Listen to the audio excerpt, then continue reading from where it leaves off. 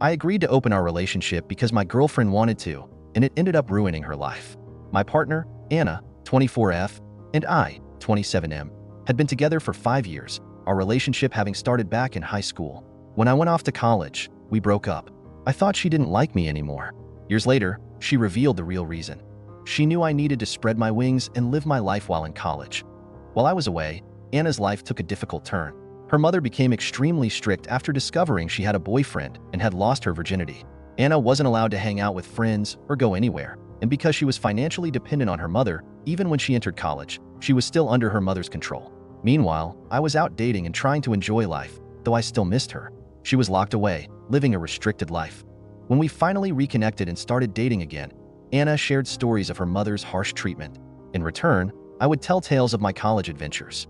We moved in together in 2016 and had been living together since. Over the last year, Anna started expressing feelings of wanting to experience new things. In theory, I was a bit jealous, but I understood. The first time we considered opening our relationship, the guy she showed interest in turned out to be pretty trash, so she decided against it. Within the last few weeks, Anna made a new friend at work, and she told me she would like to experience being with him. They had been talking pretty consistently but hadn't moved forward with sex. Meanwhile, I had been on dating apps, chatting with people, and trying to make connections. However, I realized more and more that I didn't care about anyone else, and all I wanted was to spend time with Anna and be with her. It broke my heart when I was at work and we didn't see each other much during the week, only to have her spend weekends with him. It felt like I had taken a back seat to this whole experience, leaving me extremely lonely and isolated. I didn't know what to do. Whenever I talked to Anna about feeling odd, she would try to cancel the whole thing and close our relationship again. She said she knew this was an itch she had to scratch, or she'd wonder about it forever. Mostly, I just needed someone to express my emotions to and work out how I was feeling. I have an appointment with a therapist, and I'm sure that'll help a lot. My girlfriend, Anna, and I opened our relationship at the beginning of the year, after 5 years of monogamy. Anna expressed that she wanted to gain more sexual experiences after growing up in an overly strict household. There were bumps in the road starting out because I'm very monogamous, and I had difficulty finding partners while she was able to secure a lot of encounters and dates almost instantly. Things got a lot better after I went to therapy and learned to express my concerns and emotions in a healthy way.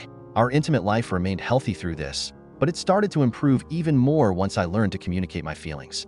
I met someone who became a great friend and also a great sexual partner. I realized that, unlike Anna, I wasn't able to have intimacy with strangers without forming a bond. I had no real desire to gain much more sexual experience because I grew up with significantly more freedom.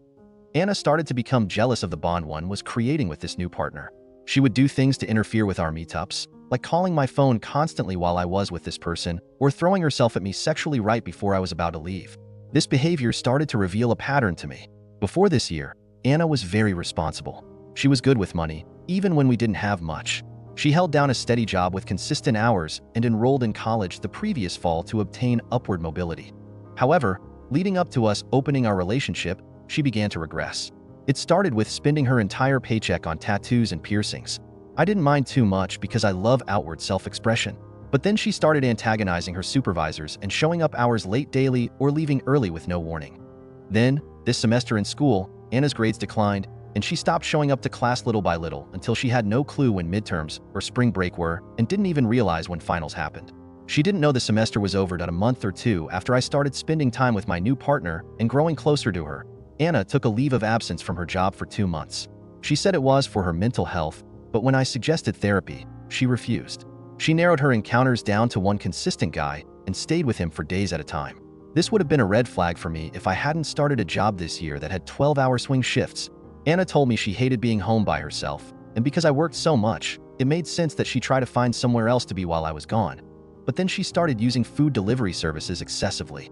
She didn't have a car or a license, so it would have made sense if I hadn't already bought groceries and kept the house stocked with food.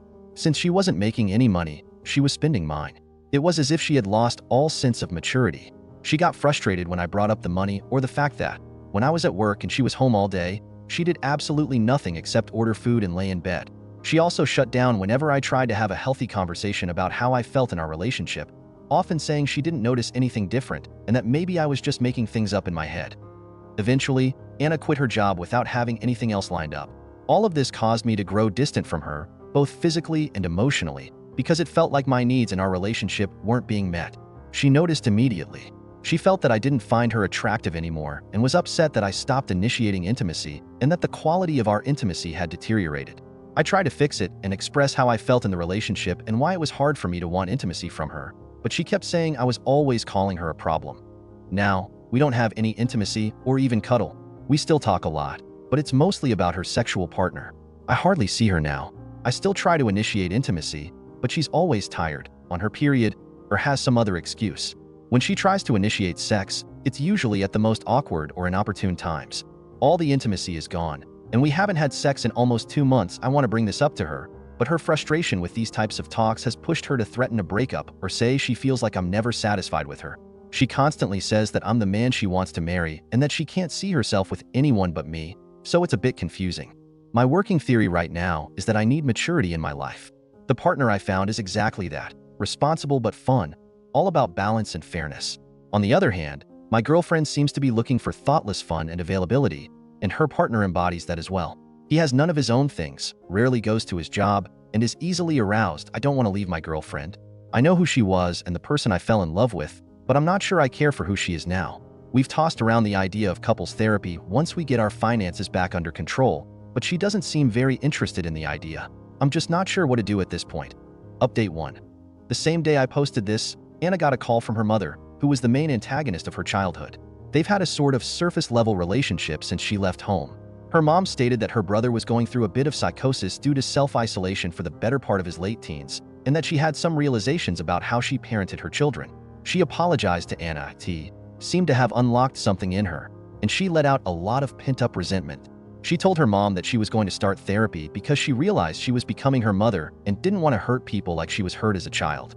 I wasn't sure how much she meant this, given how emotional she was, but while on break at her new job, which she started last week, she's been applying for a second job.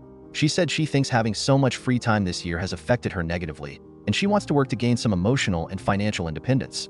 This is all good and well, but a lot of people in the comments have brought up some amazing points, and I think this is ultimately about figuring out what I actually want.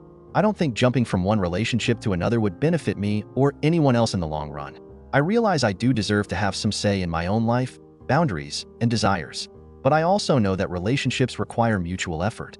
I'm going to do a lot of thinking, and I'll update this post if there are any developments. Update. My girlfriend, Anna, and I opened our relationship and started to lose our spark. It's November 16th, 2022, and it's been a few months, so I figured I'd update you all on the situation if you're still curious. A week or so after the original post, I realized things weren't improving. I talked to some friends about the situation, and it was unanimously time for a breakup. I knew it was ultimately my decision to make. After reading through all the comments from the original post, I decided I deserved to figure out how I wanted to live my life. So, I broke up with her and told her all the reasons why. I laid out all the things I didn't like and what would need to change if there was ever any hope of considering getting back together. She cried, and we talked over the phone since she was never home when I was, so we couldn't talk in person. She seemed to understand my reasoning and said she was going to work on herself. It was getting close to the end of the lease, and I had found a new place with my roommate. Anna was under the impression she would move in with me. I considered letting her, but ultimately decided it was a bad idea, especially after she went on a rant about my friends and how she wanted to hurt them because she found out they agreed I should break up with her. Finally, I told her she couldn't move with me. She went to live with the guy she had been seeing, but she kept in contact. She never put forth any effort to improve. She constantly gave me updates about how shitty the guy was and offered many insights into her situation with him. She eventually realized that how he treated her was abusive and toxic. I explained all the parallels between her situation and ours, and she gave a half-hearted apology. I got back into therapy, and I've been doing great ever since. My finances are more stable than they've been in years, and I'm now dating the girl I was seeing before. This has been the easiest relationship I've had in my life. Our styles of communication are similar, and how we show affection and care are the same. It was jarring at first because I had been so used to chaos and abuse, even in relationships before my ex. Dating this girl feels like finally having someone on the same team as me. Someone dependable and consistent. It took a while to break habits of codependency and realize that I'm allowed my own space and freedoms with her. I got back into my hobbies and started going back to the gym. Reflecting on the last 6 years of my life and all the shit I put up with and sacrificed for my ex, I kept blowing up on her. My therapist told me it wasn't healthy to channel my frustrations like that, so I've been a lot more productive and creative these days.